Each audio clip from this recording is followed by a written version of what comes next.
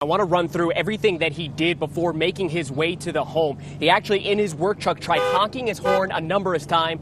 Then he flashed those lights that you see there into the home before finally grabbing a fire extinguisher a little bit bigger than this one. His goal not to use it on the flames, but to try to knock down that door to get the people inside to come out.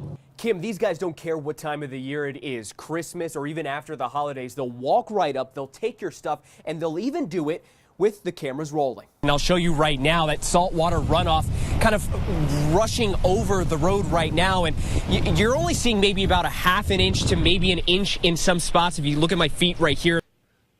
Yeah, Laura, the conditions are really bad right now. The visibility is really bad. In fact, take a look for yourself. I'm going to show you the I-40 right now, which is effectively shut down. Well, Steve, sources close to the investigation tell me that they made off with a total of 24 firearms. Now, that includes 3 semi-automatic rifles. Now, take a look. It's very clear that these guys knew what they were doing. This is an empty business next to the gun store. You see that right there? That's a hole cut into the drywall. But John, we saw more than 600 people here tonight at Sky Harbor. They have messages for the refugees who may be in limbo for President Donald Trump after his executive order. And while they've gone home tonight, their message has been heard. We're about to show you, once you're inside these alleys, it's pretty easy to hop these walls. It's also a highway for people to discreetly drive through the alley and commit a crime and have a getaway. We're far from career criminals or even small-time crooks, but as you can see for yourself, getting above the walls isn't hard. A lot of people on foot, going through the trash cans, looking over people's fences, a lot of bike thefts, even from the backyard. Luke Bevins has seen it all. He's been documenting intruders, predators, and wanderers. He uses a set of cameras overlooking the Royal Palm Alley, but today Bevins is tired of standing by.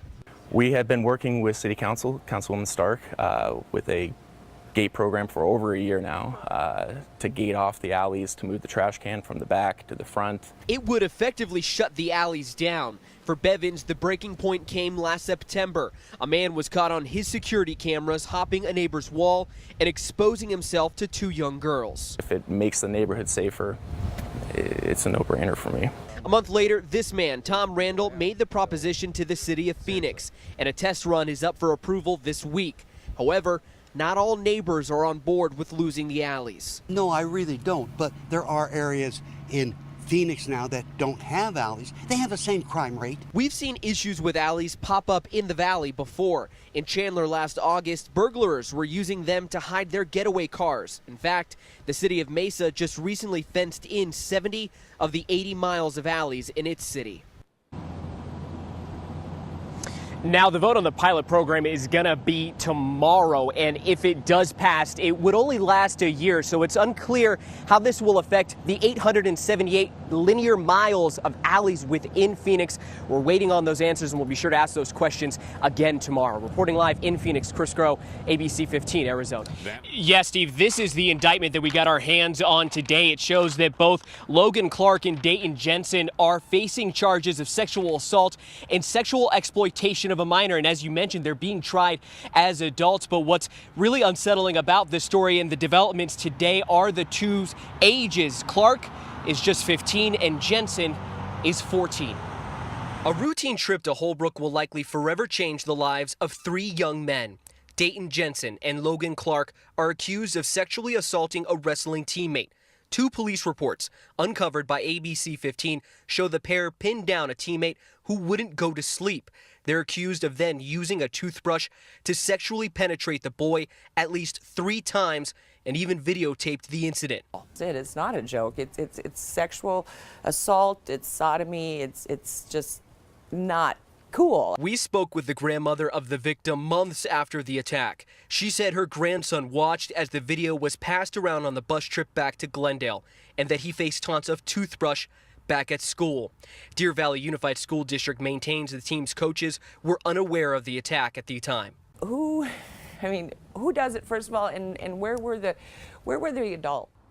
We tried to contact both teams after news of the indictment. Nobody answered the door at Clark's home, and calls to Jensen's family were unanswered.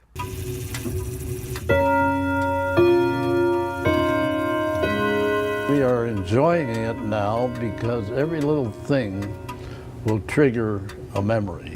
Today, Fred Handy can flip through his scrapbook with ease. Dozens of photos over time, and every photo a memory. And its function primarily was to escort convoys, provide anti-submarine and anti-aircraft protection. Fred was one of about 150 men on board the USS Gallup during World War II. Each man had their own job, running missions in the treacherous Pacific. A lot of time has passed since those days, and Fred, now 93, wonders if there's anyone else around with some of those same memories. And I thought, oh my goodness, I wonder if any of Grandpa's crewmates are still alive. And so this picture has now been shared, at first by Fred's granddaughter Helena on Facebook.